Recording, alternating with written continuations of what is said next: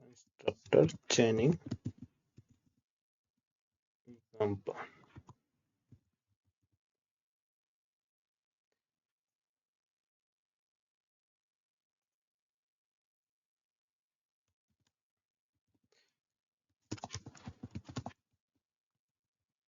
Constructor चैनिंग क्या है? Constructor चैनिंग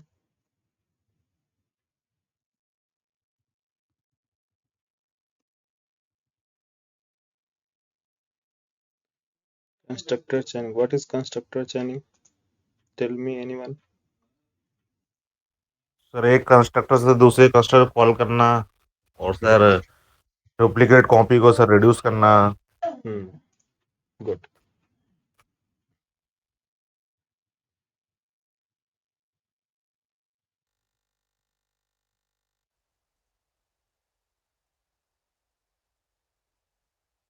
एक एडिटर हम जा रहे हैं डाउनलोड करने के लिए आपको। बहुत सारे एडिटर हैं, नोटपैड है और आपका सबलाइम टेक्स्ट एडिटर है। ठीक है, तो अभी एक सबलाइम टेक्स्ट एडिटर इंस्टॉल करते हैं। ठीक है सर एडिट प्लस था सर, वो अभी नहीं करें सर। कॉन्फ़िगरेशन नहीं हुआ है। आप लोग ने यूज किया? सर सबलाइन ज्यादा अच्छा है क्या सर? नहीं, कोई सा भी यूज कर सकते हैं, एडिटर है। Sublime text editor.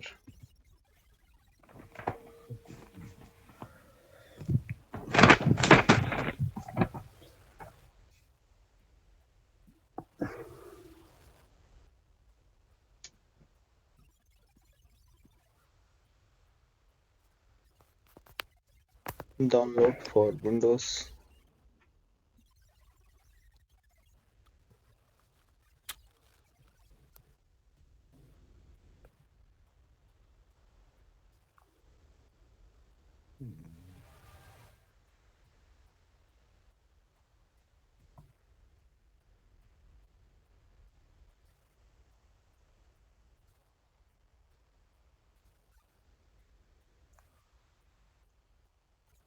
सिंपली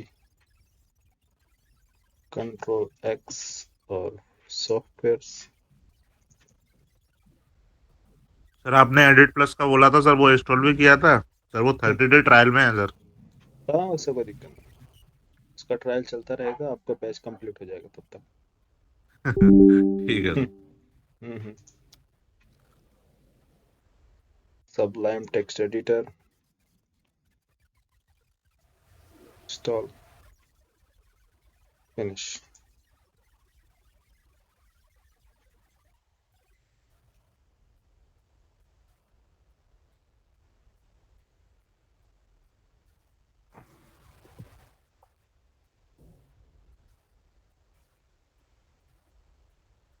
ये हमारा सबलाइम।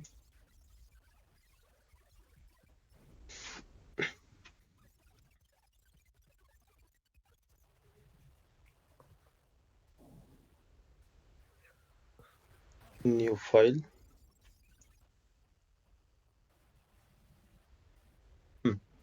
सेव करते हैं इस फाइल को। फर्स्ट सेव और Java full stack batch ID CJ7 constructor. Class का जावा फाइल का नेम रखते हैं एग्जाम्पल के लिए demo1 .java। और फाइल एक्सटेंशन आपका जावा फाइल डॉट फाइल रख दीजिए। ठीक है, ये .java start. Class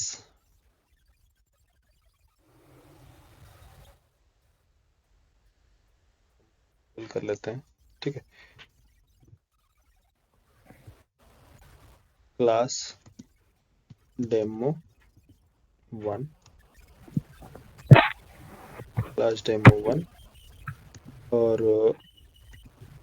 into a constructor demo1, ये आपका नॉन पैरामीटराइज्ड कंस्ट्रक्टर, एक कंस्ट्रक्टर क्रिएट करेंगे। हाँ, नॉन पैरामीटराइज्ड कंस्ट्रक्टर। सेकंड हमने क्रिएट किया demo1 into a parameterized constructor, one param constructor, two param constructor into या फिर string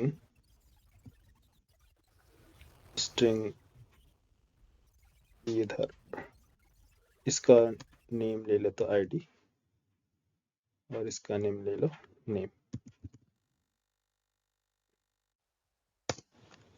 id वेरिएबल और नेम वेरिएबल। ठीक है, इससे कोई दिक्कत नहीं है, इसकी ज़रूरत भी वैसे है नहीं है, बट मैं ले लिया हूँ कंस्ट्रक्टर चेनिंग देखने के लिए। समझो, one parameterise sorry non parameterise, one parameterise and two parameterise constructor हमने टू लिए। Third non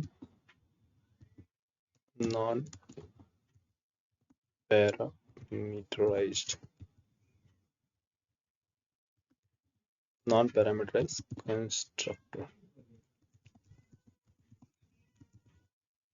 non parameterised constructor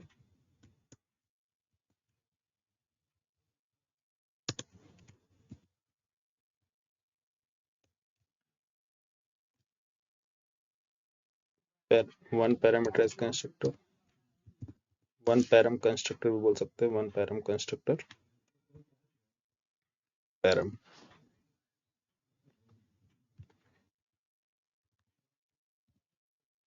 to parameterised constructor,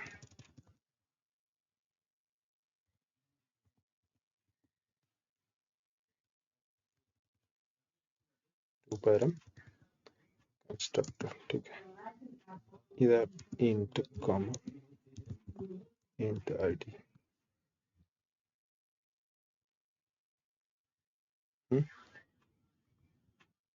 next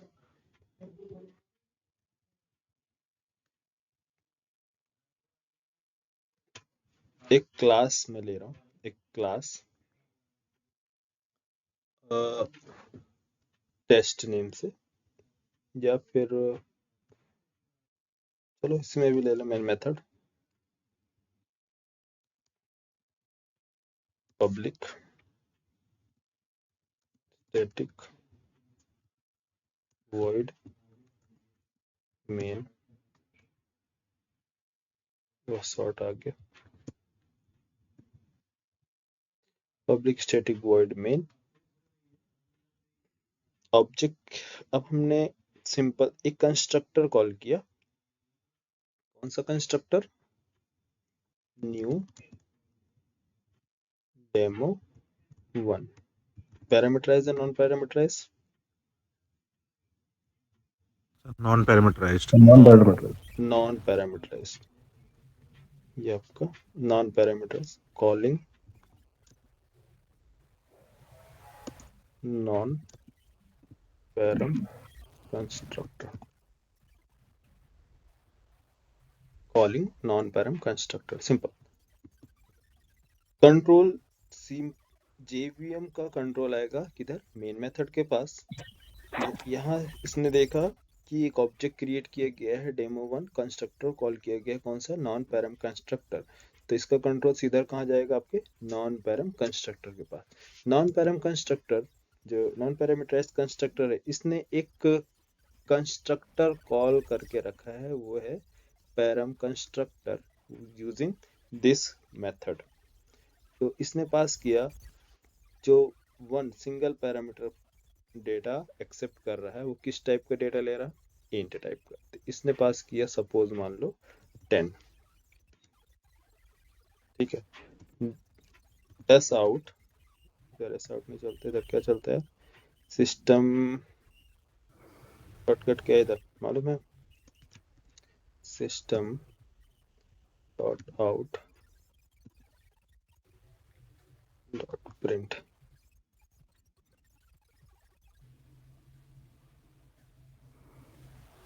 print Elon off, print करो first non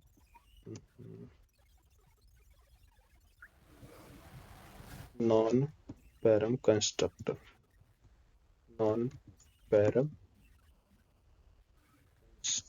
constructor. Second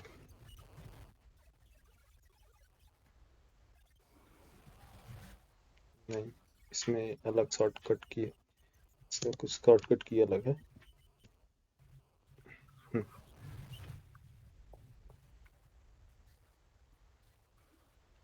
this keyword,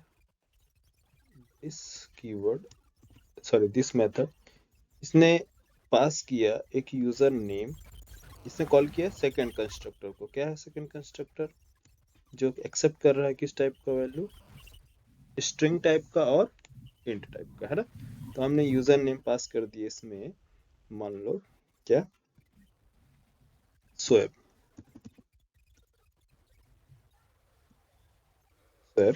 comma ID 101, ठीक है। Display करो one param constructor, then इसके बाद one param constructor. Next यहां display करो two param constructor.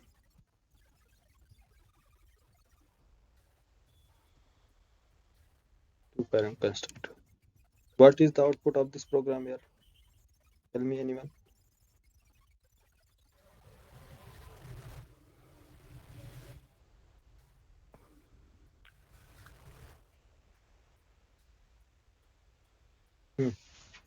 क्या है बताओ?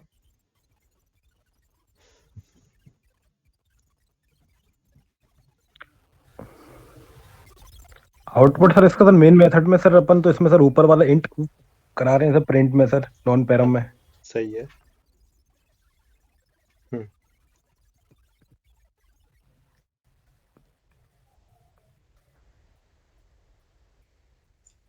सर ये तो सेकंड कंस्ट्रक्टर को कॉल करेगा फिर ना? हाँ देखो, सबसे पहले demo one non param constructor यहाँ से कंट्रोल जाएगा एग्जीक्यूट करने के लिए इसके लिए। तो जैसे ही constructor non param constructor execute होगा, इसने कॉल किया है दूसरे कंस्ट्रक्टर को, तो कंट्रोल कहाँ चला जाएगा? इसके पास, सेकंड कंस्ट्रक्टर के पास। जब सेकंड कंस्ट्रक्टर के पास इसका कंट्रोल मूव होगा तो ये पास करेगा डेटा। क्या है डेटा?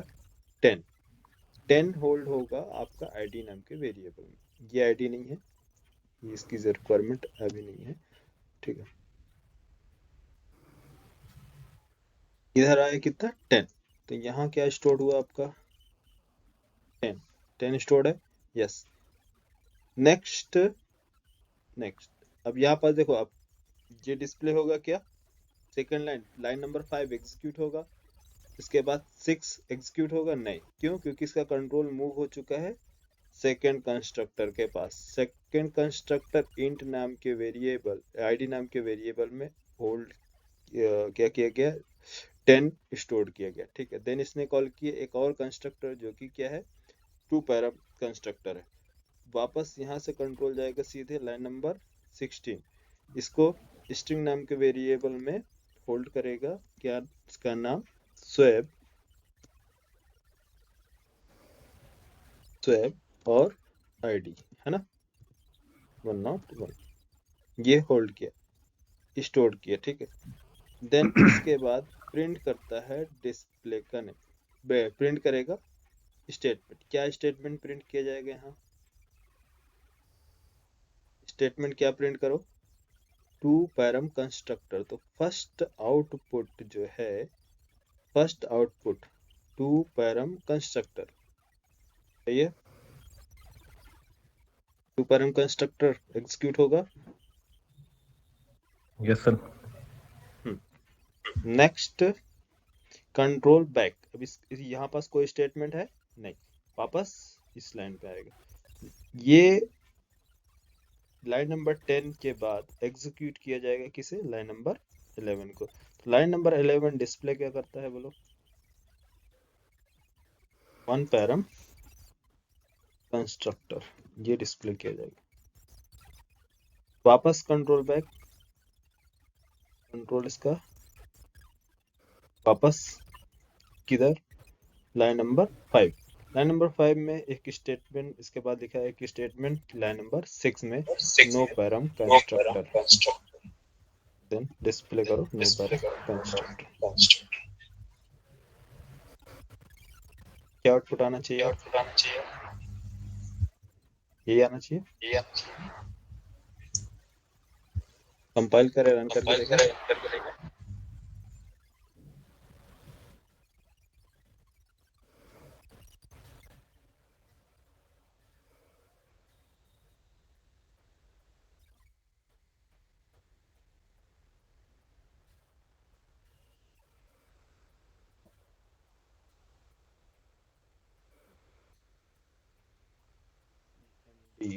टाइप कर डेमो 1 है ना,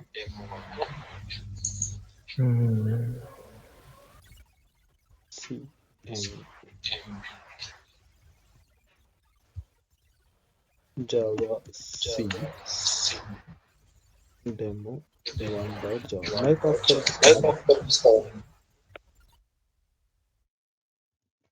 जावा डेमो, मैच करो आउटपुट।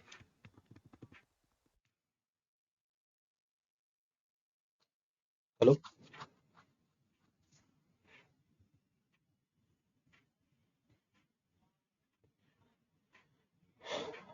हेलो, आ रही आवाज? Yes sir. हाँ सर आ रही। क्या समझ में आया?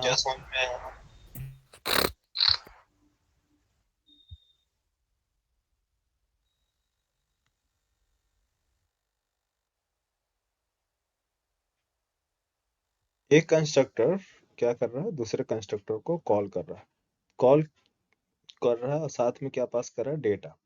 अब डेटा की रिक्वायरमेंट अगर आपको है तो आप इसमें फेच कर सकते हैं, अगर डेटा की रिक्वायरमेंट नहीं है तो कोई बात नहीं, ठीक है। लेकिन अगर आपको डिस्प्ले कराना है नहीं क्या डेटा इसने रीड किया, तो आप यहाँ कैनकेट कर सकते हैं, चीज़ों को ऐड कर सकते हैं कि आईडी नाम के वेरिएबल में क्या डेटा था फर्स्ट टाइम। तो यहाँ पर डेटा आईडी, इधर क्या है, नेम वेरिएबल में plus name variable and ID variable, ID variable में क्या डेटा है। तो यहाँ इसको स्पेस के लिए एक स्पेस चाहिए, तो मुझे डबल कोट्स स्पेस या कॉलन प्लस कैनकेट।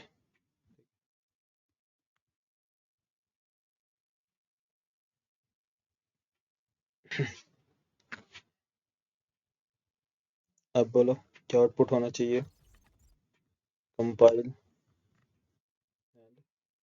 हाँ फर्स्ट आउटपुट बताओ फिर एग्जीक्यूट कर रहे हैं, चलो सिंपल वही है।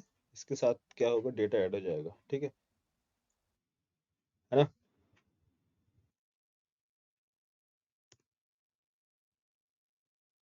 इधर क्या हुआ, स्वैप 101 ऐड हुआ, इधर 10 ऐड हो गया और ये जीरो पैरम कंस्ट्रक्टर। तो सबसे पहले आपने किसको कॉल किया था यार, आपने जीरो पैरम कंस्ट्रक्टर कॉल किया ना।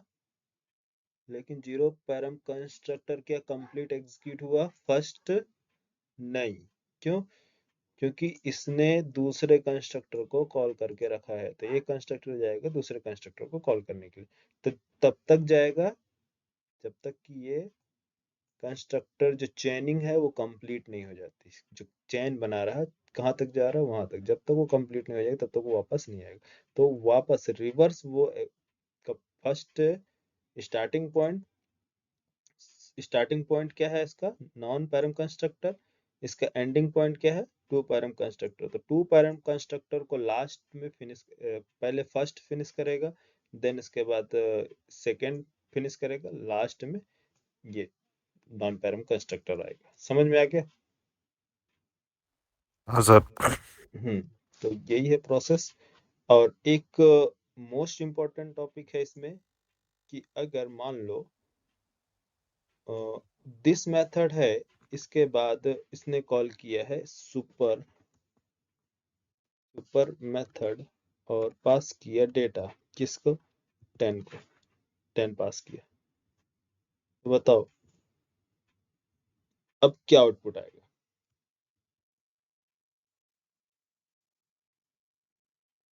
सुपर मीन्स पेरेंट, तो पेरेंट तो है नहीं, लेकिन पेरेंट हमेशा याद रखना, पेरेंट हमेशा हर एक क्लास का एक पेरेंट होता है। कौन सा? Object class. ठीक है, ऑब्जेक्ट क्लास मैंने स्टार्टिंग बताया कि ऑब्जेक्ट क्लास सभी क्लास का पेरेंट क्लास कहलाता है। तो सुपर एक पेरेंट क्लास है ना, सॉरी, हाँ ऑब्जेक्ट सर। एक पेरेंट क्लास है। तो पेरेंट क्लास को हमने क्या किया? सुपर मेथड के थ्रू कॉल कर सकते हैं।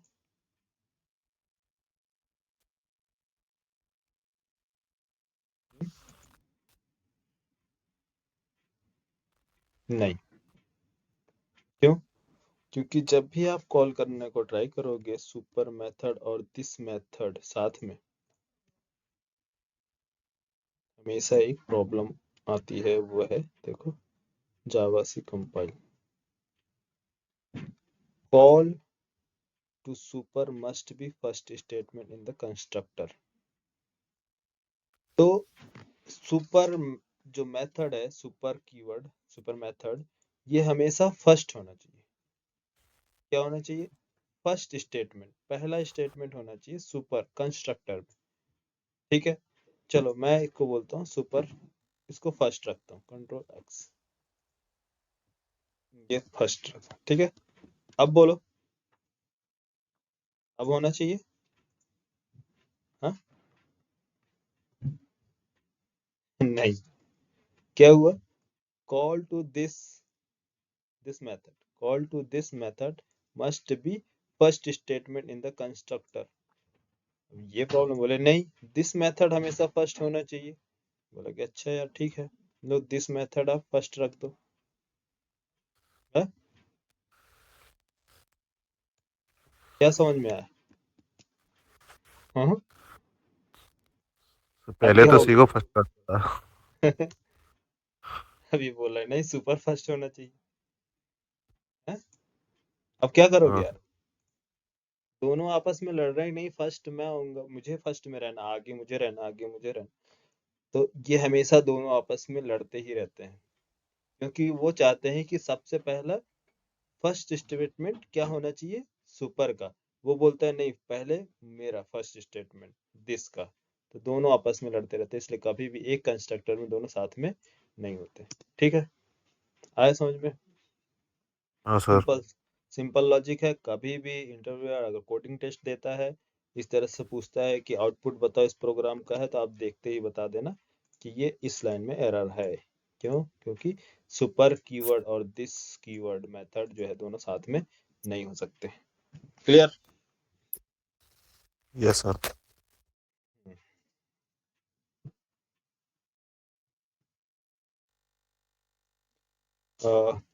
चलो एक प्रोग्राम बनाने के लिए, प्रोग्राम बनाने को बोल रहा हूँ, क्या बोल रहा है, एक आउटपुट अब फिर से बताओ इसका क्या आएगा। ठीक है,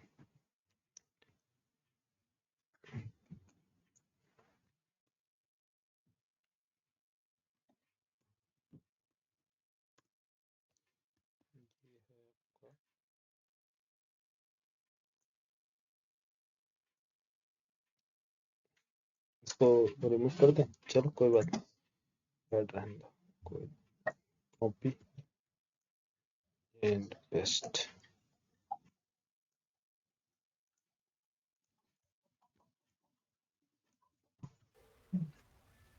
या ऐसा अगर आपको कोई प्रॉब्लम ना हो तो मैं, क्या इसमें कोड रीडेबिलिटी सही है ना?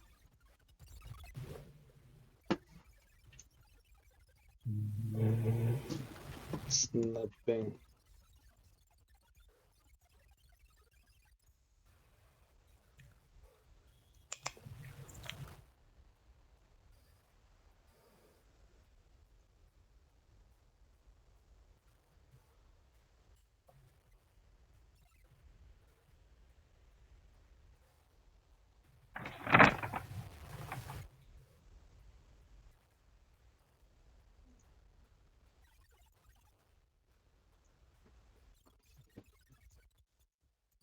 हाँ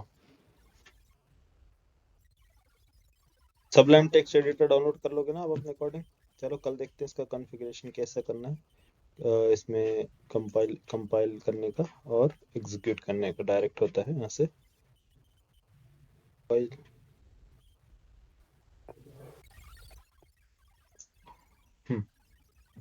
एक प्रोग्राम बनाओ या आउटपुट बताओ इसका।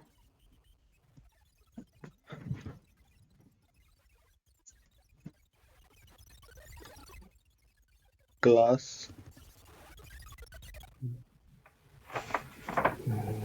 सेव example1 या test1 ले लो, ठीक है। test1 डॉट जावा, test1 डॉट जावा। और इधर मैंने लिया test folder int id string name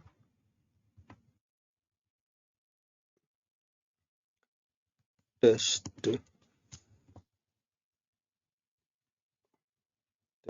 constructor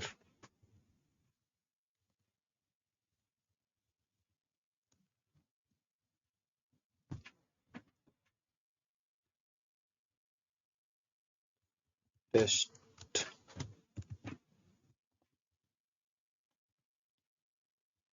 string name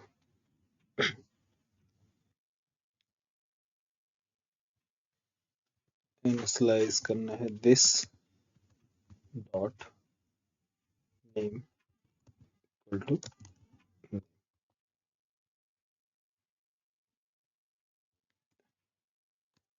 test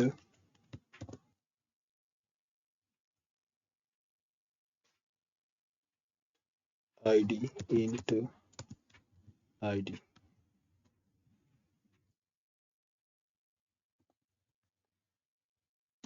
this dot id equal to id। next constructor test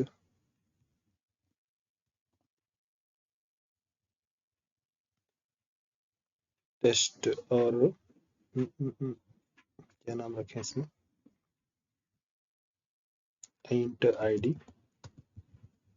comma string initialise कर दे। हाँ इसमें कोई कंस्ट्रक्टर कॉल कर सकते हैं हम लोग, जैसे id को इनिशियलाइज करने के लिए दिस डॉट कंस्ट्रक्टर इसमें पास किया id दिस डॉट इसमें पास किया नेम और s आउट सिस्ट्रेस क्या है यहाँ, सिस्ट्रेस है क्या, नहीं है। चलो system dot out print ln of message hello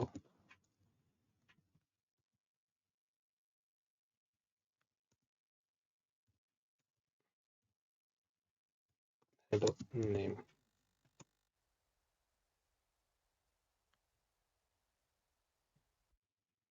ये टेस्ट है।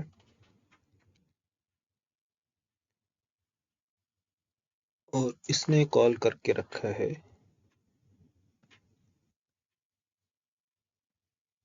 this this method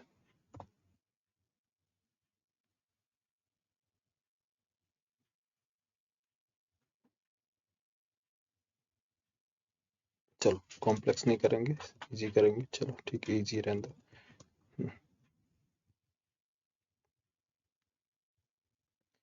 class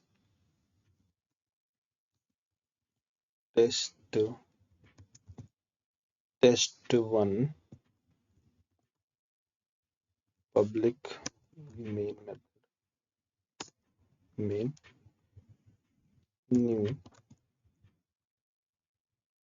new test पास किया मैसेज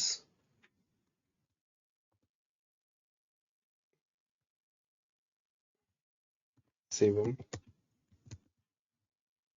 ID 101। प्रोग्राम बताओ, आउटपुट एनालाइज करो।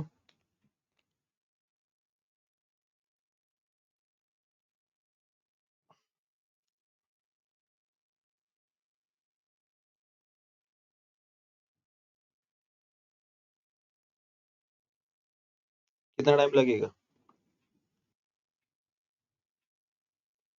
2 मिनट, 3 मिनट, चलो 5 मिनट दे रहा हूँ। 5 मिनट में इसको आउटपुट बताओ, इसका क्या आएगा। ठीक है, मैं वेट कर रहा हूँ तब तक। चलो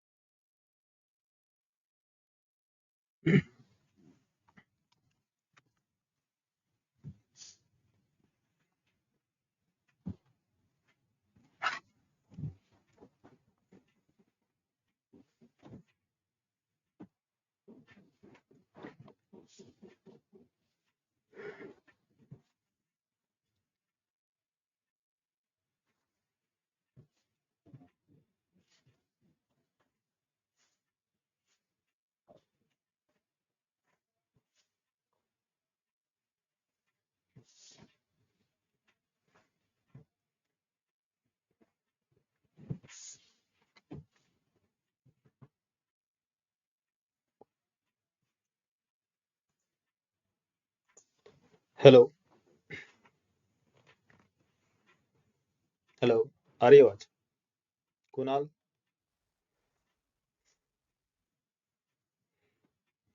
कुणाल?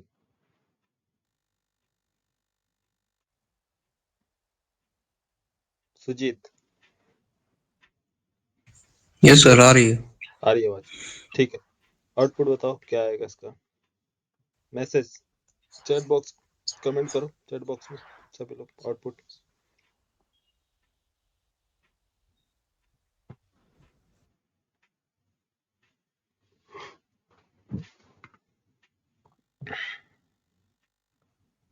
शिवम, रितेश? Yes sir. हाँ, कमेंट करो चैट बॉक्स पे। शिवम, क्या नाम है, विश्वास?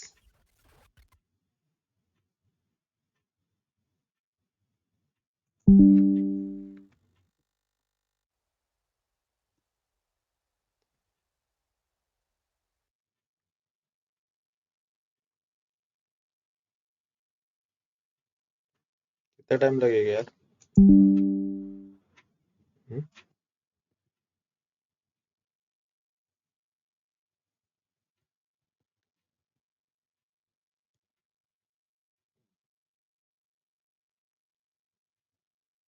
अच्छा ये बताओ कितने लोगों को समझ में नहीं आया इस प्रोग्राम?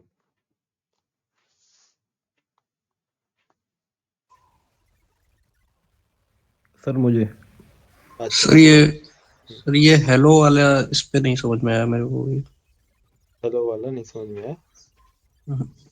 अच्छा, और किसको नहीं समझ में आया? विश्वास, तुम्हें समझ में आया? नहीं सर।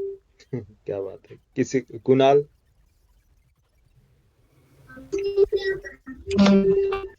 कुणाल, चलो इसका मतलब किसी को क्लियर नहीं हुआ है ना?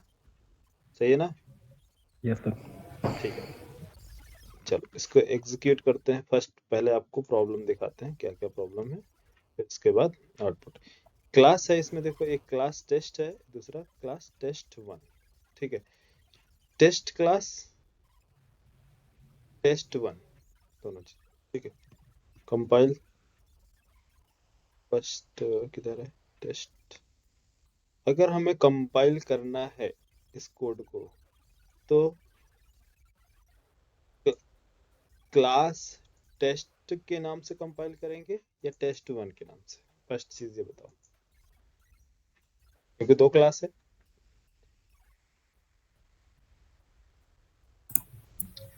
टेस्ट के नाम से। टेस्ट के नाम से। अच्छा, और बताओ। सर टेस्ट वन के नाम से होगा सर, मेन मेथड में आपने टेस्ट वन किया है, फिर उसको sir test test one one के होगा नाम, सर। दोनों यस के सर। नेम से कंपाइल करेंगे। हम्म? नहीं, ठीक है, कंपाइल हमेशा जावा फाइल को किया जाता है। हाँ, क्लियर? Yes sir. तो फिर आप लोग टेस्ट वन और टेस्ट क्यों बोल रहे हो? मैं यहाँ टेस्ट टू रख दूँ तो कोई प्रॉब्लम? No sir. तब तो आप बोलोगे सर टेस्ट टू के नाम से कंपाइल करो। क्यों कंपाइल नहीं होगा कोड? होगा सर, कंपाइल होगा sir. Dot class file generate होगी कि नहीं? Yes sir. कितनी डॉट क्लास फाइल जनरेट होंगी बताओ?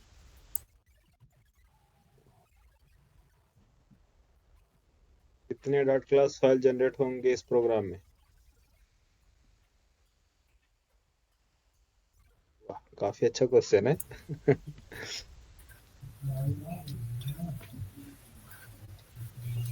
रितेश,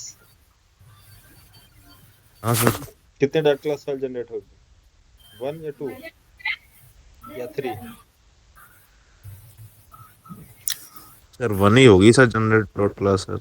हम्म, तो test one dot Java file के नेम से हमेशा याद रखना, टेस्ट जो जावा फाइल के नेम से कंपाइल करते हैं। ठीक है, कंपाइल करना, लेकिन जो डॉट क्लास फाइल जनरेट होगी, जितनी भी क्लासेस बनेंगी उतनी डॉट क्लास फाइल जनरेट होंगी यार। हाँ, जितने डॉट क्लास टेस्ट, क्योंकि आपको एग्जीक्यूट करना है टेस्ट, टेस्ट क्लास है ना, dot class file, test class execute करना है, ओके, टेस्ट 2 एग्जीक्यूट करना है, टेस्ट 3 एग्जीक्यूट करना है, तो कैसे एग्जीक्यूट करोगे? जब इसका डॉट क्लास फाइल क्रिएट होगा तभी तो। देखो कॉन्सेप्ट समझो। इस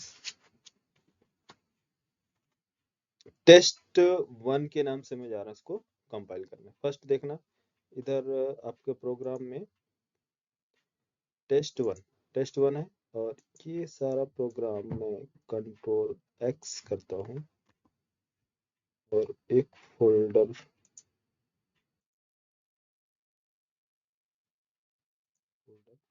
प्रोग्राम नाम से कर लेते हैं, ठीक है।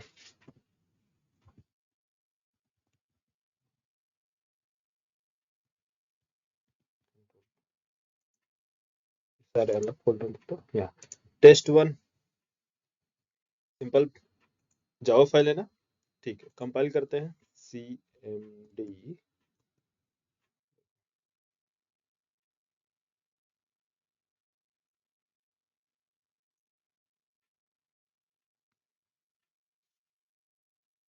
जावा सी। जावा सी क्या है? जावा सी कंपाइलर ना। अब कंपाइलर। बताओ, जब आपके प्रोग्राम में ओनली वन फाइल, फाइल का नेम दिख रहा है, अब बताओ कैसे क्लास के नेम से आप कंपाइल करोगे? क्लास का नेम मालूम है? नहीं मालूम ना, क्योंकि हमें जावा का फाइल का नाम मालूम है ना, जावा।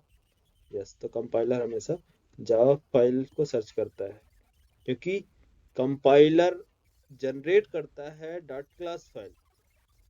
उसे पहले से नहीं मालूम है कि वो क्या, कौन सी क्लास को क्रिएट करना है, कितनी क्लासेस इसके अंदर स्टोर्ड की गई, मतलब प्रोग्राम में लिखी गई है टेस्ट 1 में कितनी क्लासेस, 1 क्लासेस है, 2 क्लासेस है, या 100 क्लासेस लिखी गई है।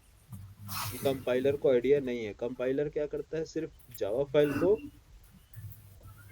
को रीड करता है, सर्च करता है कि कौन से फोल्डर में, कौन से डायरेक्टरी है, कौन से लोकेशन में वो प्रेजेंट है, तो फर्स्ट जाएगा वो उसको। सर ये तो स्टार्टिंग में बता हाँ?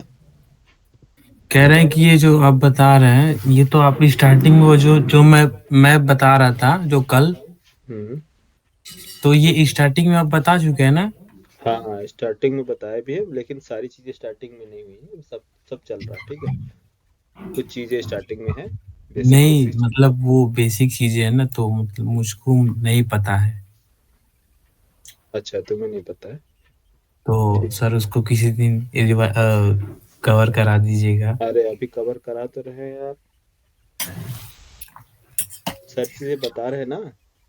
हाँ वो बेसिक इंट्रोडक्शन था, ये अब क्या है, पेड कोर्सेज चालू हो गया आपके, डेमो क्लासेस थे वो सारे, ठीक। ठीक है। सारी चीजें स्क्रैच पे बता रहे हैं।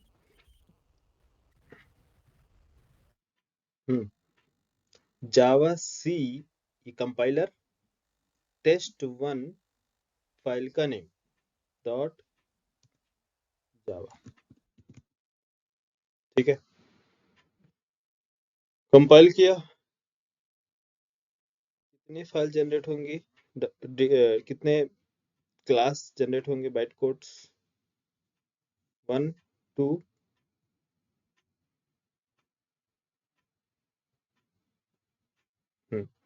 यहाँ पास देखो वही स्टेटमेंट, ये जो अभी प्रोग्राम का एरर है, इसलिए प्रोग्राम का एरर बता रहा हूँ, ठीक है। तो प्रोग्राम में क्या एरर आया है इसमें, देखिए दोनों चीजों में, call to this must be first statement in the constructor. तो फर्स्ट स्टेटमेंट होना चाहिए कंस्ट्रक्टर में, दिस नेम बोल रहा है किस में होना चाहिए फर्स्ट, और वो आईडी से और नेम में क्या चल रही है, ये दोनों कॉन्फ्लिक्ट कर रहा है, ठीक है, बीच में। तो इसलिए हम इसको क्या करेंगे, एक को रिमूव कर देंगे। तो यहाँ से मैंने एक रिमूव कर दिया आईडी को, ठीक है। या कंट्रोल जेड इसको कर दो कमेंट। तो हमेशा क्या होगा, फर्स्ट स्टेटमेंट होगा। तो ये आपस में चलते, तो सुपर के केस में, दिस के केस में, या ये क्लियर?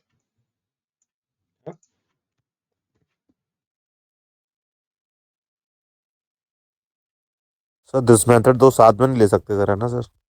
हाँ, एक काम करो, यहाँ पास कंट्रोल जेड, मैंने जो डेटा पास किए हैं जस्ट रिवर्स पास कर दिया, मैंने ध्यान नहीं दिया। ओके ठीक है, कंट्रोल वी कॉमा, या तो डेटा इसको रिवर्स कर लो या तो इसको कर लो, कोई दिक्कत नहीं। रिकम्पाइल करें कोड को।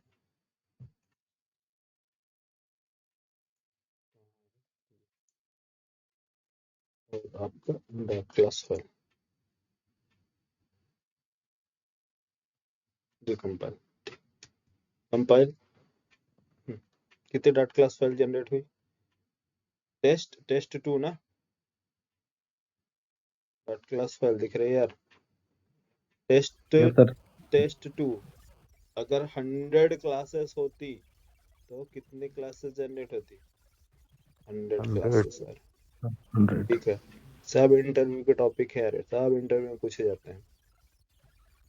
अब नेक्स्ट, अगर क्वेश्चंस क्या इसमें क्रिएट होता है, क्वेश्चन ये क्रिएट होता है कि कौन से फाइल हमें एग्जीक्यूट करनी है।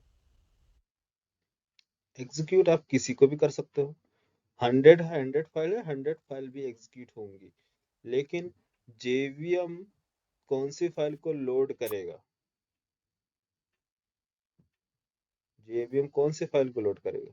सबसे पहले जेवीएम फाइल उस फाइल को लोड करता है जिसके पास क्या है, मेन मेथड है, क्योंकि सारा काम हमें किससे करवाना है यार, मेन मेथड से ना। Yes sir. आप एग्जीक्यूट किसी भी प्रोग्राम को कर सकते हो। टेस्ट में मान लो आप कहते हो कि सर टेस्ट क्लास हमें एग्जीक्यूट करना है, हाँ कर दो। क्या एग्जीक्यूट होगा? बिल्कुल होगा, अगर इसके पास अगर मेन मेथड होगा तो होगा कि नहीं? हाँ, अगर इसके पास मेन मेथड है,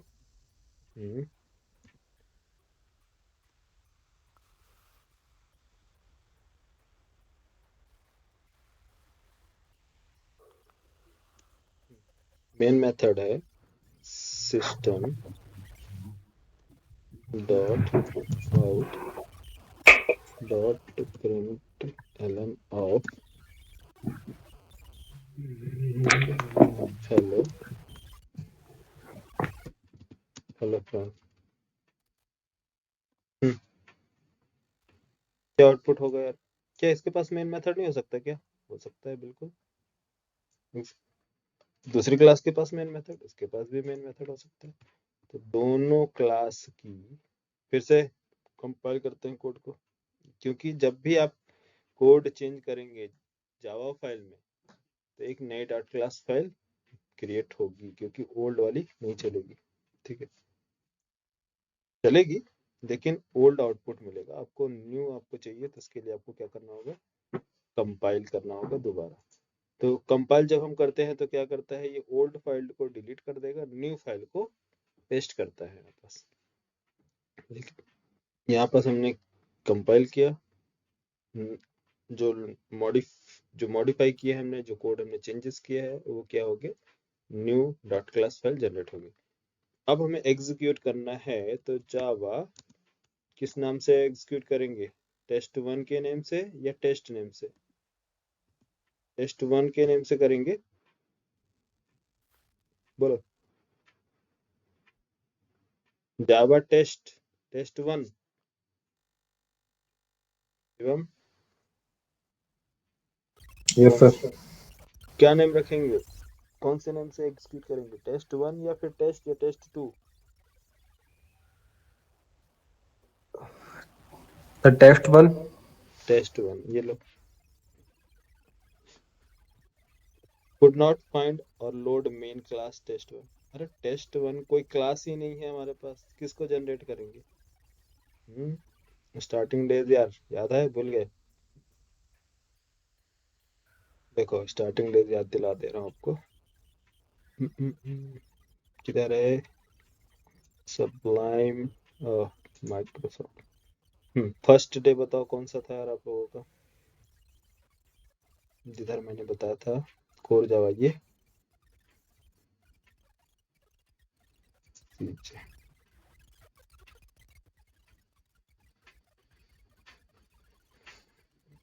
काफी अच्छी मेमोरी है यार, आप लोग अच्छा भूल जाते हो तुरंत। हम्म?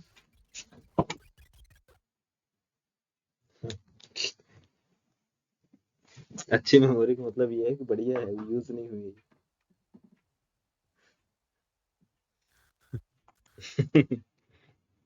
चलो अब यूज करो, ठीक है।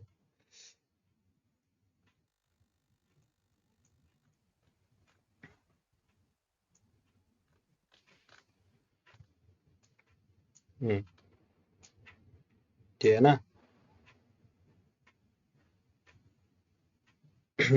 तो चलो, जो लोगों का टॉपिक छूट गया था यहाँ देख लें, ठीक है। कुछ ज्यादा चीजें नहीं हुई थी यहाँ पर, सिंपल हमने क्या किया था। हाँ यही कह रहा था। हम्म, क्या हुआ था यहाँ पर, सन माइक्रो सिस्टम हमें प्रोवाइड करता है JDK tool, Java development kit, किसके लिए, डेवलप करने के लिए जावा प्रोग्राम्स को। तो जावा प्रोग्राम्स को डेवलप करने के लिए हमें रिक्वायरमेंट है कुछ सॉफ्टवेयर की। तो वो सॉफ्टवेयर हमें हमें हेल्प करते हैं क्या करने के लिए, प्रोग्राम को बिल्ड करने के लिए और एग्जीक्यूट करने के लिए, ठीक है। तो सी लैंग्वेज के बारे में मैंने बताया था। सी लैंग्वेज एक क्या होता है, प्लेटफॉर्म डिपेंडेंट लैंग्वेज होता है। प्लेटफॉर्म किसको बोलते हैं, जैसे कि हमारा ऑपरेटिंग से विंडोज ऑपरेटिंग सिस्टम, ये हमारा एक प्लेटफॉर्म है। मैक ऑपरेटिंग सिस्टम, लिनक्स, कोई भी ऑपरेटिंग सिस्टम को हम प्लेटफॉर्म बोलते हैं, सिंपल, ठीक है। तो प्लेटफॉर्म डिपेंडेंट और इंडिपेंडेंट में क्या डिफरेंस है, कि प्लेटफॉर्म डिपेंडेंट जो भी होता है वो क्या है, उस सिर्फ उस पे ही एग्जीक्यूट होगा, उसी प्लेटफॉर्म पर एग्जीक्यूट होगा। जैसे कि आपने कोई कोड लिखा है और आप चाहते हैं कि वो एग्जीक्यूट हो विंडोज पर भी, Mac Mac operating system means Mac के लैपटॉप में भी एग्जीक्यूट हो, और किस पर, विंडोज पे, दोनों पे चाहते हैं। लेकिन आपने कोड लिखा है किसमें, सी लैंग्वेज में। जैसे कि मान लो फॉर एग्जांपल आपने बनाया है कैलकुलेटर। तो एक कैलकुलेटर आपने सॉफ्टवेयर बनाया है $10,000 आपने इन्वेस्ट करके, ठीक है। तो आप चाहेंगे ना कि मार्केट में टोटल विंडोज यूजर कितने हैं, एनालाइज करेंगे कितने विंडोज यूजर हैं, हम्म। हाँ, सारी चीजों को, और मैक यूजर कितने हैं। अगर विंडोज यूजर 70% है, 30% क्या है, मैक यूजर है, 25%, और 5% जो है लिनक्स यूजर हैं या सोलारिस हैं, सोलारिस वाले। तो ये, अगर आप मार्केट में कोई चीज प्रोडक्ट ला रहे हैं, ठीक है, तो विंडोज यूजर कितना यूज करेगा, सिर्फ 70%, ठीक है। लेकिन बाकी के सारे कितने हैं, 30%। वो तो आपका लॉस होगा ना वहां से बिजनेस। या फिर कोई मैक के लिए डिजाइन किया, तो मैक के लिए आपने डिजाइन किया 30% जो यूजर है, लेकिन 70% यूजर जो विंडोज वाले हैं वो यूज नहीं कर सकते उस सॉफ्टवेयर को, क्योंकि वो उस पर एग्जीक्यूट नहीं होगा। होगा क्या, क्योंकि वो मैक के लिए बना है। तो आज भी आपको मालूम है कि जो मैक के लिए जो सॉफ्टवेयर बनाए जाते हैं, तो कुछ सॉफ्टवेयर एग्जीक्यूट होते हैं, कुछ एग्जीक्यूट नहीं होते हैं। रीजन क्या है, क्योंकि वो प्लेटफॉर्म डिपेंडेंट सॉफ्टवेयर होते हैं। लेकिन हम मार्केट में चाहते हैं कि हमारा बिजनेस ग्रो हो। हम मार्केट में जितने भी यूजर्स हैं, सभी सभी से क्या चाहते हैं, हमारा बेनिफिट हो, सारे यूजर्स हमारे सॉफ्टवेयर को यूज करें। तो उसके लिए हमें चाहिए ना, या तो हम सभी के लिए अलग अलग सॉफ्टवेयर बनवाएं, विंडोज के लिए, मैक के लिए, जितने भी 100 ऑपरेटिंग सिस्टम, जितने भी ऑपरेटिंग, सभी के लिए बनवाएं। तो उसमें क्या होगा, आपका कॉस्ट इंक्रीज होगा एप्लीकेशन की, क्योंकि डेवलपर्स सभी के लिए लिखना पड़ेगा। किसके लिए, मैक के लिए भी सॉफ्टवेयर कोड लिखना पड़ेगा, और विंडोज के लिए भी, सभी के लिए अलग अलग कोड लिखने पड़ेंगे, सबकी अलग अलग लॉजिक लिखनी पड़ेंगी।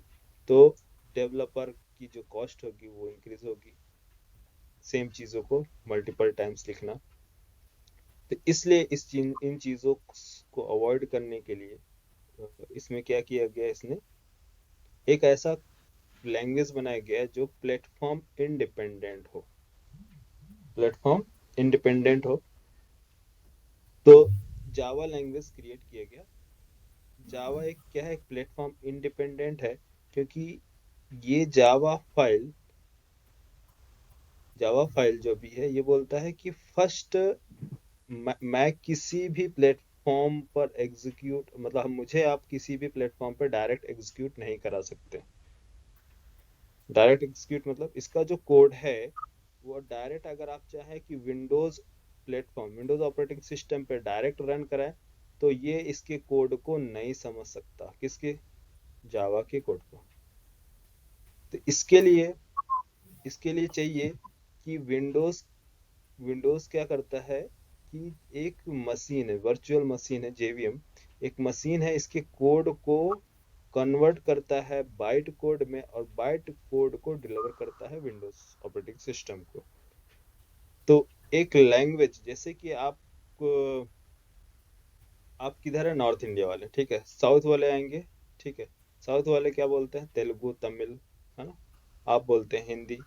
तो हिंदी हिंदी लैंग्वेज वाले तेलुगु वाले से कैसे कम्युनिकेट करेंगे, बोलो? हम्म?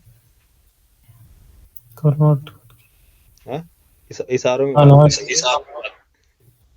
सर जेवीएम के थ्रू ट्रांसलेट, अरे जैसे उसको नहीं, लैंग्वेज कल हिंदी और इंग्लिश लैंग्वेज की बात कर रहा हूँ। सॉरी, इंग्लिश बोल रहा हूँ। तेलुगु वाले तेलुगु में बोल रहे हैं, आप हिंदी में बोल रहे हैं, तो दोनों आपस में कैसे कम्युनिकेट करोगे, कैसे आप एक दूसरे को समझाओगे, एक्सप्लेन करोगे,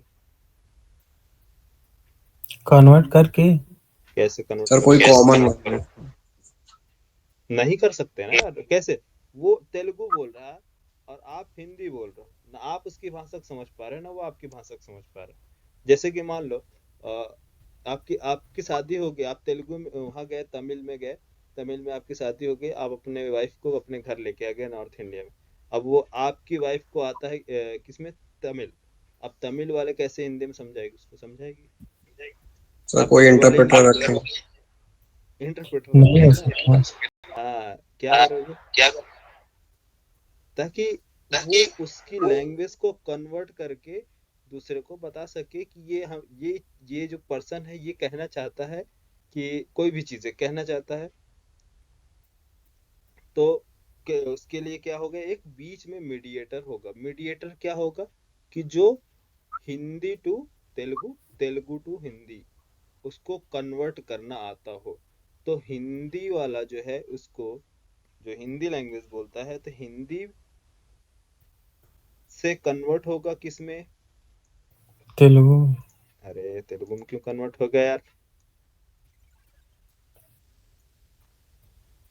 हिंदी से आपको जाना है तेलुगु में, ठीक है। तो ये HI हिंदी, तेलुगु, तेलुगु में जाना है। तो हिंदी वाले को आप डायरेक्ट तेलुगु में नहीं कन्वर्ट कर सकते, वो समझेगा ही नहीं। क्यों यार, तेलुगु में कन्वर्ट करो, समझेगा नहीं ना, क्योंकि मीडिएटर चाहिए।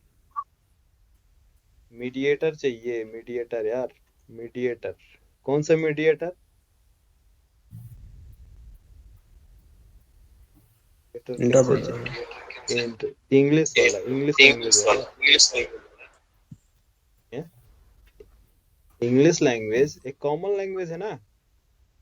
अगर ये भी हिंदी वाला होगा तो बताओ कैसे समझेगा यार इसकी भाषा? नहीं सही समझ सकता ना, अगर ये हिंदी जानता तो। अगर ये इंग्लिश जानता होगा, ये इंग्लिश वाला क्या करता है, ये पर्सन, इसको मालूम है कि ये हिंदी में क्या बोल रहा है, ठीक है। इंग्लिश वाला पर्सन, ठीक है, जिसको इंग्लिश आती है, वो क्या करता है, इससे कम्युनिकेट करेगा, किससे? इंग्लिश में, ठीक है। इसकी भाषा को सुनेगा किसमें, ये हिंदी में बोलेगा। और ये इंग्लिश वाला पर्सन जो है ये कन्वर्ट करेगा इसकी मीनिंग, और यहाँ पास क्या बताएगा, इसको तेलुगु वाले को सेंड करेगा। ठीक है, तेलुगु को ट्रांसलेट करके देगा।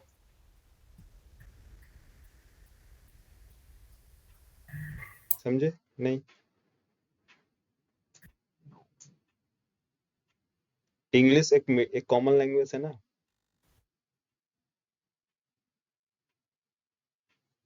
हेलो।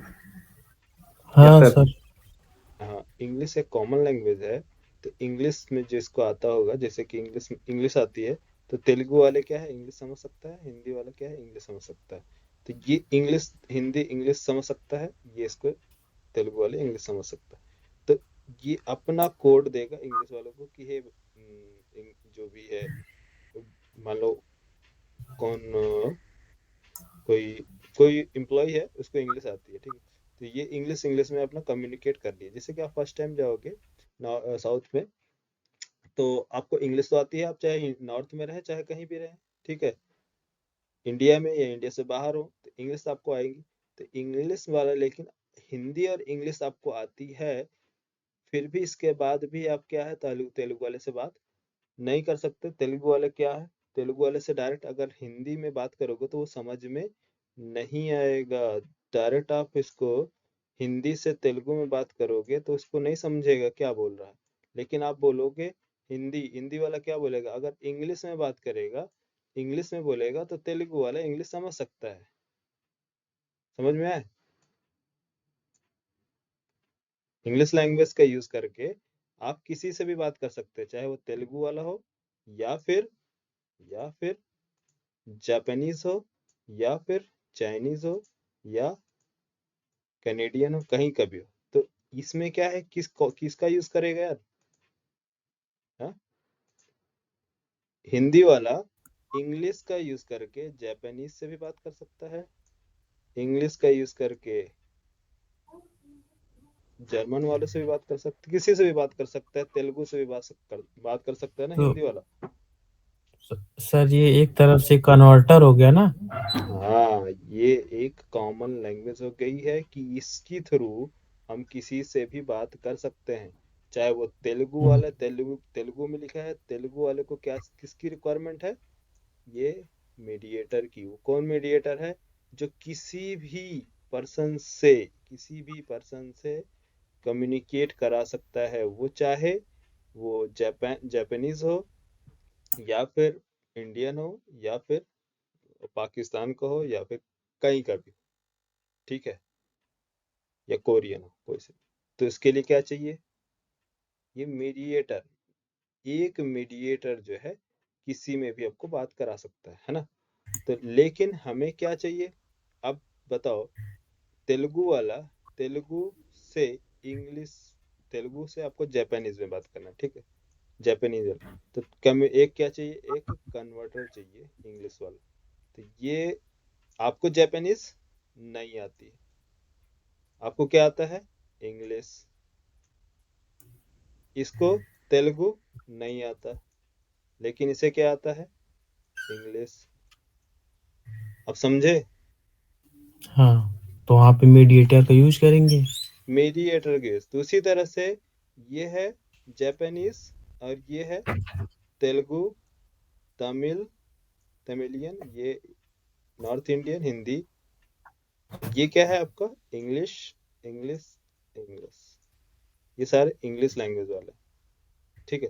तो आपको बात करना है जापानीज टू हिंदी, कम्युनिकेट कर पाएंगे यार? नहीं, क्या चाहिए, इंग्लिश वाला चाहिए। आप जापानीज जापानीज वाला क्या करेगा, इंग्लिश में कन्वर्ट करेगा अपनी लैंग्वेज को। जापानीज वाला अब जापानीज में नहीं बात करेगा, किस में बात करेगा, इंग्लिश में बात करेगा। इंग्लिश में बात करेगा तो ये इंग्लिश वाला क्या है, इसको कन्वर्ट करके पास करेगा किस में, तेलुगु में। तो इस तरह से रिवर्स भी कर लो। तो तेलुगु वाला इंग्लिश में रिटर्न करेगा, तेलुगु, ये तेलुगु में लिखा है यार, तेलुगु में, लेकिन इसको क्या देना है आपको, इसको तेलुगु वाले को किस में देना है, कौन से लैंग्वेज में, इंग्लिश में। इंग्लिश में दोगे तभी तो ये इंग्लिश से इसमें इसको एक्सप्लेन करेगा इसकी भाषा में। समझ गए? क्या तेलुगु दोगे तो ये समझ में आएगा? तेलुगु नहीं समझ में आएगा। ठीक है, इसी तरह से आप जावा फाइल इसको दोगे, इसको जेवीएम को, तो ये जेवीएम या जावा फाइल डायरेक्ट मशीन को दोगे कि हे जेवीएम मेरा जावा फाइल ले जाओ, तो ये नहीं समझेगा कि क्या लिख के दिया। तो इसको क्या करना है, इसको कन्वर्ट करना पड़ेगा किसमें, दूसरे लैंग्वेज में। ठीक है, समझे यार? हाँ? हाँ यस सर, सर। ये एमएल का मतलब क्या हो गया? क्या? ये जो मशीन लैंग्वेज, एमएल ये, machine language, machine language, machine language means और बाइनरी ऊपर लैंग्वेज। थोड़ा सा ऊपर बचा है, वो भी समझा दीजिए। क्या ऊपर बचा है? ऊपर ऊपर ऊपर। ये इधर ऊपर, ये इसकी बात कर रहे हो?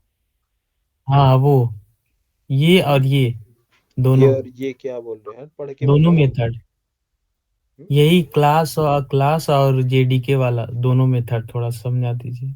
अच्छा बता रहे हैं, ठीक है। देखो ये यहाँ समझ में आता है, एक मीडिएटर की हमें रिक्वायरमेंट पड़ी, तो जावा फाइल क्या है, ये हमारा एक सोर्स कोड है।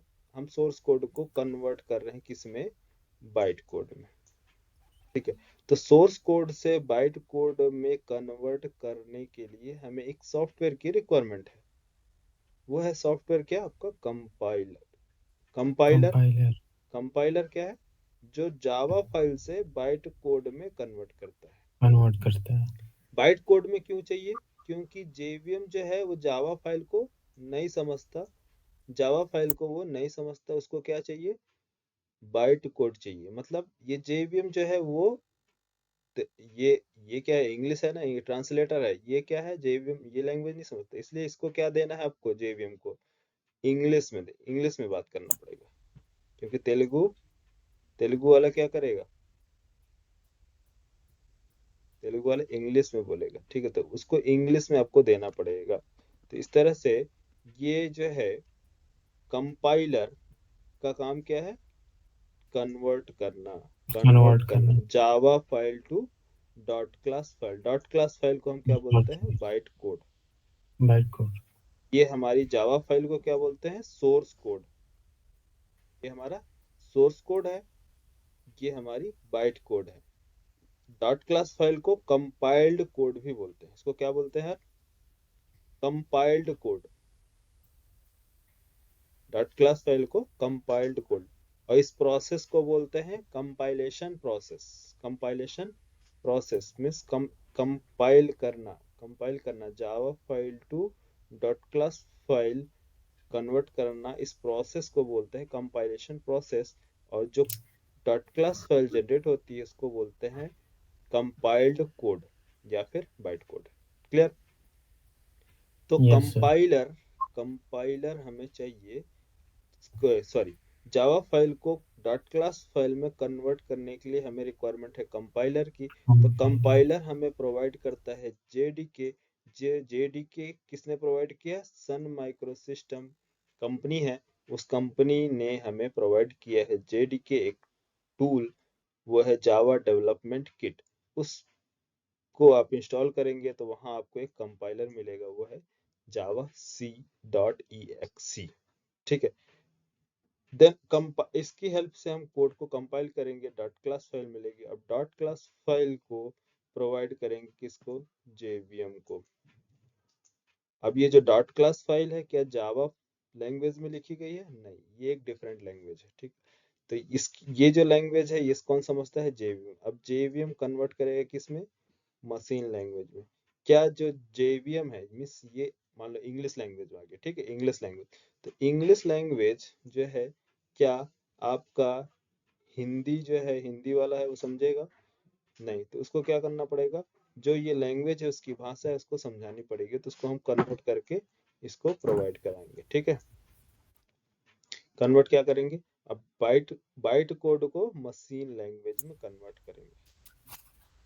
मशीन लैंग्वेज वाली, मशीन लैंग्वेज क्या कहलाती है, बाइनरी कोड। तो बाइनरी कोड में कन्वर्ट करता है कौन, जेवीएम। जेवीएम आपको बाइनरी लैंग्वेज में कन्वर्ट करता है। क्लियर? Yes sir. ठीक है, तो जेवीएम क्या है हमारा, जेवीएम एक सॉफ्टवेयर है। ये भी सॉफ्टवेयर कौन प्रोवाइड करता है आपको, जेडीके। जेडीके मीन्स जावा, java.exe। का काम क्या है?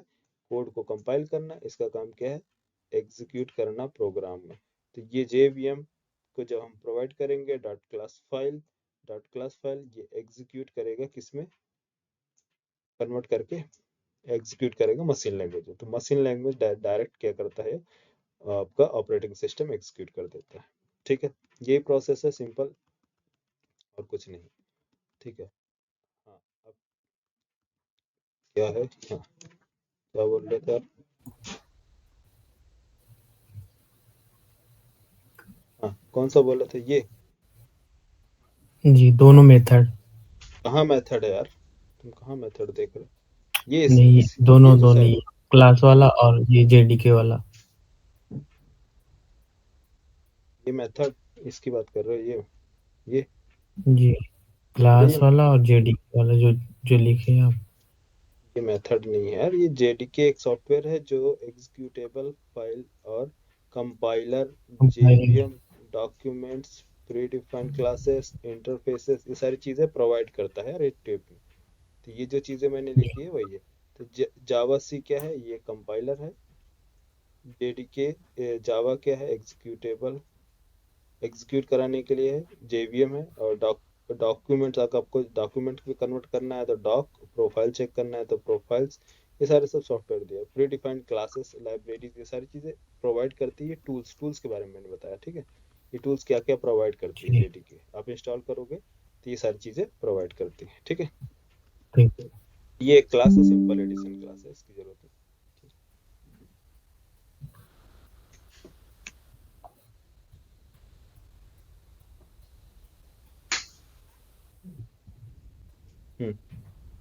देखो यहाँ से जब कंपाइलर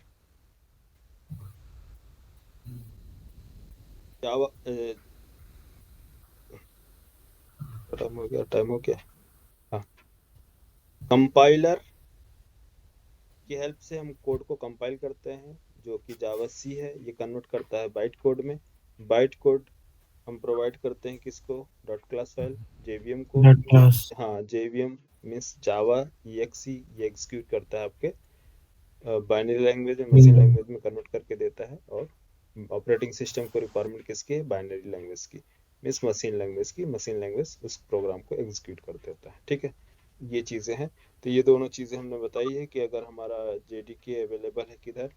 C ड्राइव में। हमारा प्रोग्राम कहाँ अवेलेबल है? E ड्राइव में। तो सबसे पहले सैम्पल डॉट जावा फाइल को सर्च करता है। जैसे कि CMD में आपको कंपाइल करना है, तो आप कंपाइल करेंगे तो आपको कौन से जावा फाइल को कंपाइल करना है, तो जावा फाइल का वो एड्रेस आप देंगे। ये तो जावा फाइल, तो जावा सी फाइल नेम, जब जावा सी डॉट फाइल नेम आप प्रोवाइड करेंगे तो ये सी जावा सी सॉफ्टवेयर इस लोकेशन में जाता है और एग्जीक्यूट मीन्स कन्वर्ट करता है डॉट क्लास फाइल में। जब डॉट क्लास फाइल में अगर हमें मिल जाती है वो चीज़ें, तब हम एग्जीक्यूट करते हैं जावा मीन्स JVM को प्रोवाइड करते हैं। तो JVM जाता है, सर्च करता है क्या इस फोल्डर में sample dot class file available है या नहीं। अगर होगा तो उस फाइल को लोड किया जाएगा, अगर नहीं है तो वो एरर देता है। ठीक है, कौन सा? Class not found exception. ठीक है, ये चीजें हैं, मैंने मेंशन किया था। अब बात आती है यहाँ कि क्लास में, अगर एक क्लास में जो जावा फाइल है test1, इसमें इस एक फाइल में मल्टीपल क्लासेस हैं, 1 2 3। तो जब हम कंपाइल करेंगे तो कितने कंपाइल्ड कोड जनरेट होंगे, मीन्स कितने डॉट क्लास फाइल क्रिएट होंगी? तो जितने भी क्लास होंगी उतने डॉट क्लास फाइल क्रिएट होंगी। फर्स्ट ये। सेकंड, मल्टीपल मेथड हो सकते हैं। हाँ, हर क्लास में मल्टीपल मेथड हो सकते हैं। एग्जीक्यूट करने के लिए फाइल के नेम की रिक्वायरमेंट नहीं है, किसके नेम की रिक्वायरमेंट है? क्लास के नेम की रिक्वायरमेंट पड़ती है प्रोग्राम को एग्जीक्यूट करने के लिए। ठीक है। सेकंड, जब अगर एक से ज्यादा आपके पास फाइल है, अगर आप ये सारे जो क्लासेस हैं एक दूसरे से कनेक्टेड है, तो आप एक मेन मेथड प्रोवाइड कीजिए। ठीक है, तो अगर मान लो इसको एक एग्जीक्यूट करके मैं प्रोग्राम बता रहा हूँ, फर्स्ट देखो, फिर उसके बाद यहाँ देखो। तो ये हमने क्या दिया था यहाँ, फाइल का नेम।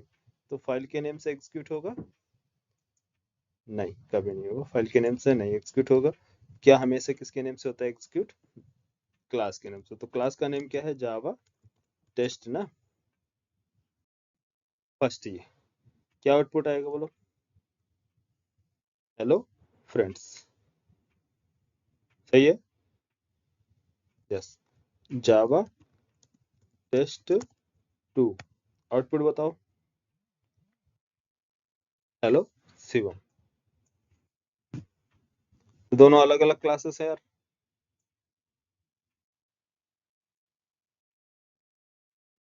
Yes sir.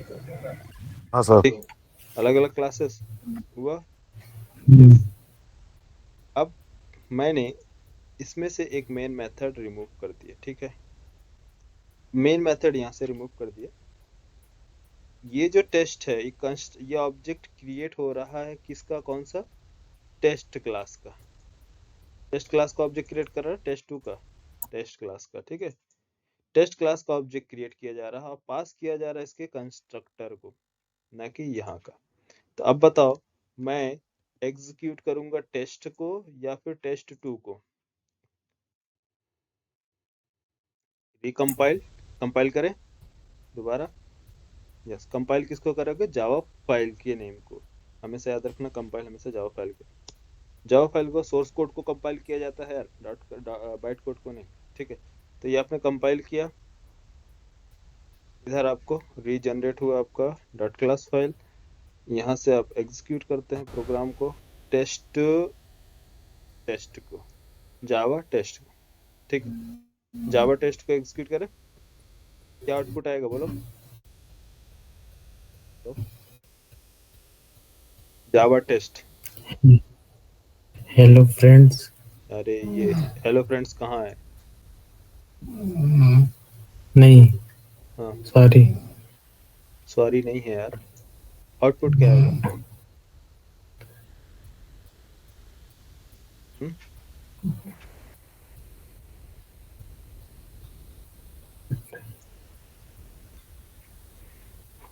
अरे बोलो यार, आउटपुट है। अरे मेन मेथड नहीं है भाई, बोलो ना मेन मेथड, प्रॉब्लम आएगा।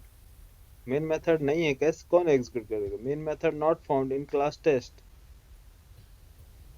Please define the main method. Main method नहीं है तो वो बोलेगा ना, जब भी आप एग्जीक्यूट करोगे, क्लास लोड करता है जेवीएम, तो जेवीएम किसको कॉल करता है? मेन मेथड को। मेन जब मेन मेथड। मेथड ही नहीं होगा तो एग्जीक्यूट कैसे होगा प्रोग्राम? समझ गए? हाँ सर। हाँ, सिंपल चीजें हैं यार। अब मेन मेथड नहीं है इसके पास, तो किसके पास है मेन मेथड? टेस्ट 2 के पास है, ठीक है। टेस्ट 2, टेस्ट 2 के पास। हाँ, टेस्ट 2 को एग्जीक्यूट करो। तो जब ये टेस्ट 2 एग्जीक्यूट होने जाएगा, तो बताओ, ऑब्जेक्ट क्रिएट करेगा टेस्ट क्लास को। ऑब्जेक्ट क्रिएट किया जाएगा टेस्ट क्लास को। क्या आउटपुट आएगा? अगर मान लो टेस्ट क्लास आपके फाइल में अवेलेबल ही ना हो, किसी ने डिलीट कर दिया हो, तो ये लो, टेस्ट किसी ने डिलीट कर दिया, आपने कंपाइल किया, आपने बोला हमारे पास तो है टेस्ट 2 तो है ना,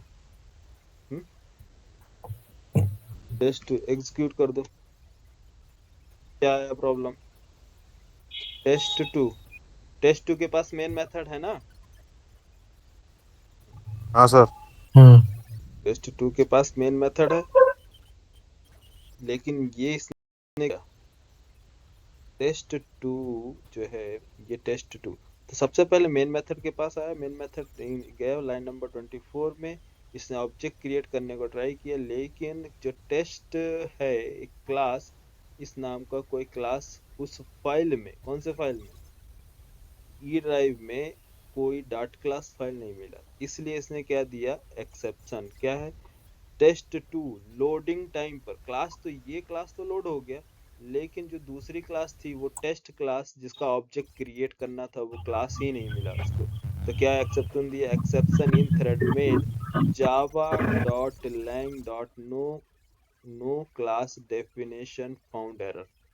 क्या? Test. No class definition, no class def found error means definition found error, उसका कोई डेफिनेशन नहीं मिला, वो क्लास ही अवेलेबल नहीं है।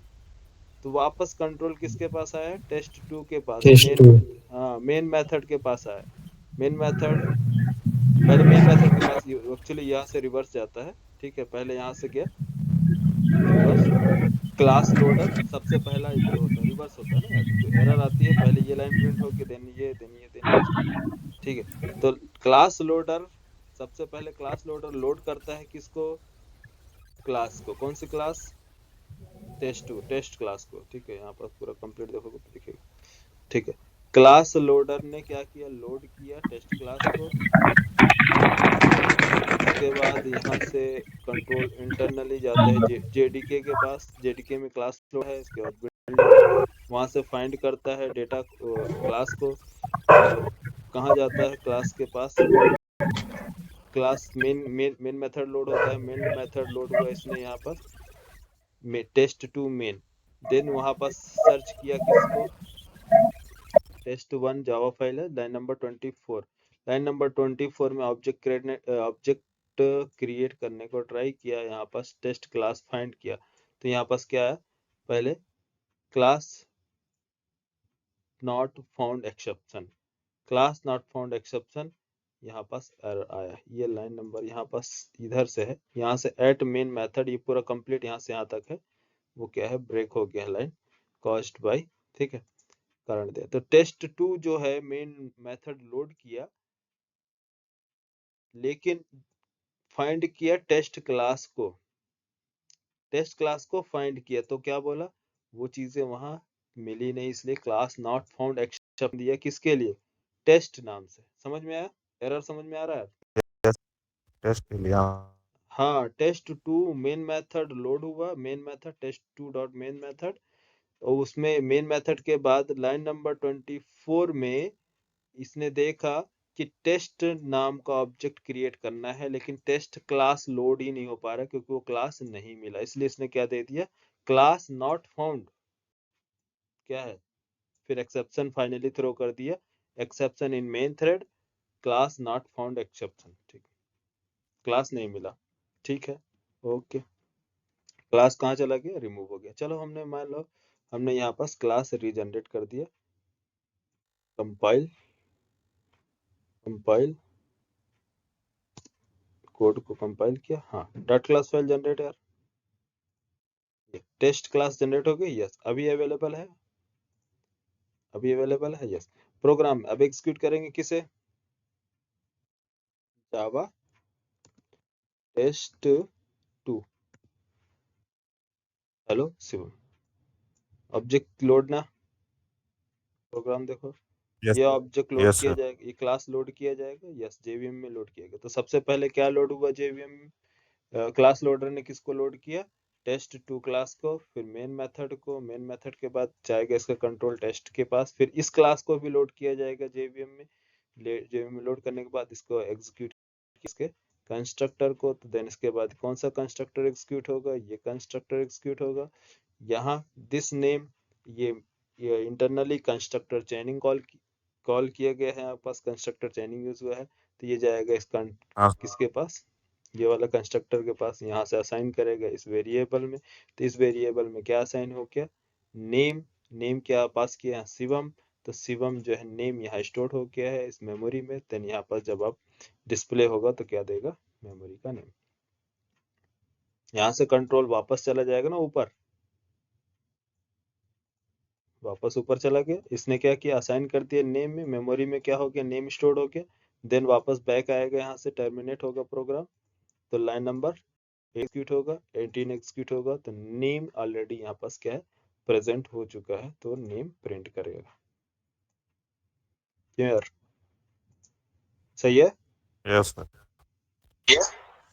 हाँ, एक सर मोस्ट, कॉलिंग ऑर्डर हमेशा ऐसे ही फॉलो करेगा? हाँ हाँ ऐसे ही फॉलो करता है। आपको धीरे धीरे आइडिया हो जाएगा, अभी प्रैक्टिस करवाऊंगा सारे कंस्ट्रक्टर का फ्लो, अभी तो स्टार्टिंग है, प्रैक्टिस करो ज्यादा से ज्यादा, इसको चीजों को कोड लिखो और इसको एक मेमोरी डायग्राम बनाओ, कंट्रोल फ्लो बनाओ, तो समझ में आ जाएगा, ठीक है। नहीं आएगा मैं आपको बता दूंगा, ठीक है। एक मोस्ट इम्पोर्टेंट चीज में देखो आज क्या है कि जब भी याद रखना मल्टीपल क्लासेस हैं आपके फाइल में, ठीक है, फाइल जावा फाइल है, जावा फाइल में मल्टीपल क्लासेस क्रिएट किया है आपने, तो आप चाहते हैं कि जावा फाइल के नेम से ही हम प्रोग्राम को एग्जीक्यूट करें, ठीक है, जावा फाइल के नेम से ही हम प्रोग्राम को एग्जीक्यूट करें। यहाँ पास हमें प्रॉब्लम हो सकती है समझने में कि जावा फाइल का नेम और कौन से क्लास मतलब कौन सी क्लास है जिसके पास मेन मेथड है, कौन सी क्लास है जिसके पास मेन मेथड हम कैसे फाइंड करेंगे? 100 क्लासेस हैं, हाँ, हम एक एक क्लास तो टेस्ट नहीं करते बैठे रहेंगे ना, सबको एग्जीक्यूट करके पता करने के लिए कि किसके पास मेन मेथड है या नहीं, हाँ, अगर मेन मेथड नहीं होगा तो फर्स्ट एग्जीक्यूट किया टेस्ट क्लास, उसने बोला मेन मेथड नॉट फाउंड, तो क्या करना होगा इस सिचुएशन में क्या करना होगा कि जो भी आप क्लास में मेन मेथड है इस क्लास को आप डिक्लेयर करो एज अ पब्लिक मेंशन कर दो, ठीक है। पब्लिक लिखने से क्या होगा, Yes.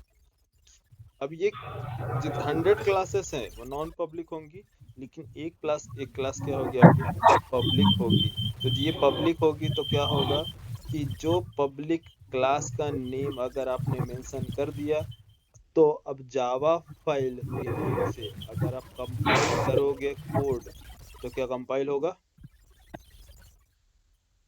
कंपाइल होगा। जावा फाइल का नेम क्या है?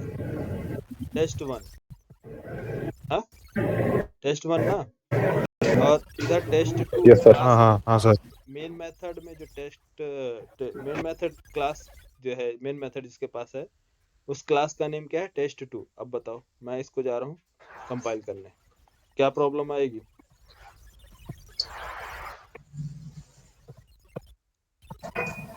अब प्रॉब्लम क्या आ रहा है? Class 2 is a public, class 2 क्या है? अब पब्लिक हो चुका है, should be declare in a file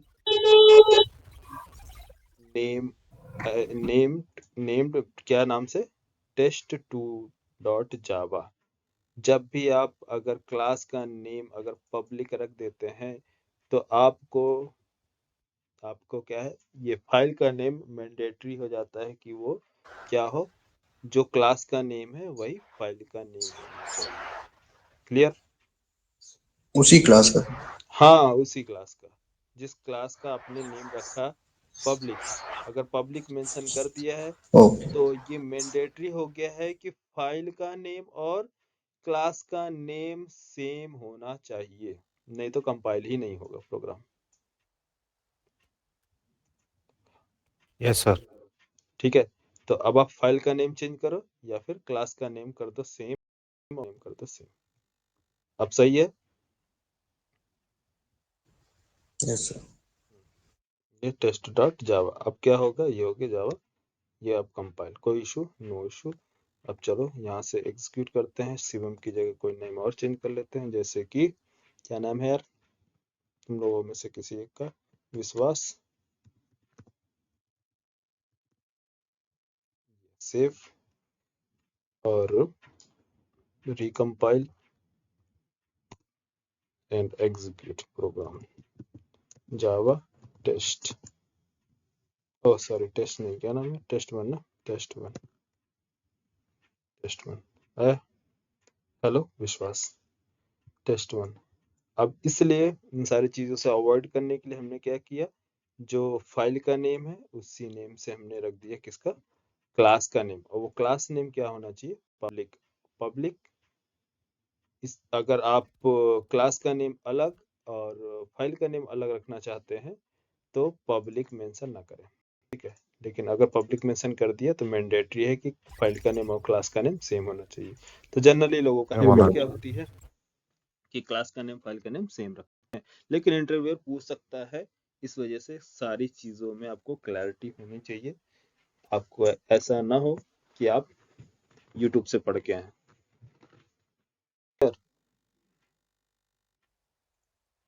ऐसा लगना चाहिए ना डेवलपर है।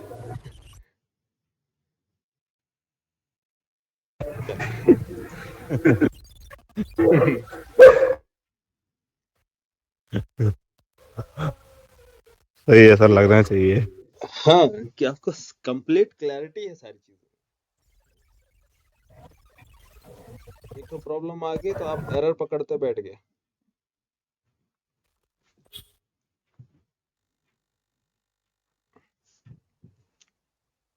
चलो ठीक है, आज की क्लास होती है एंड यहाँ। और बताओ। ठीक है सर।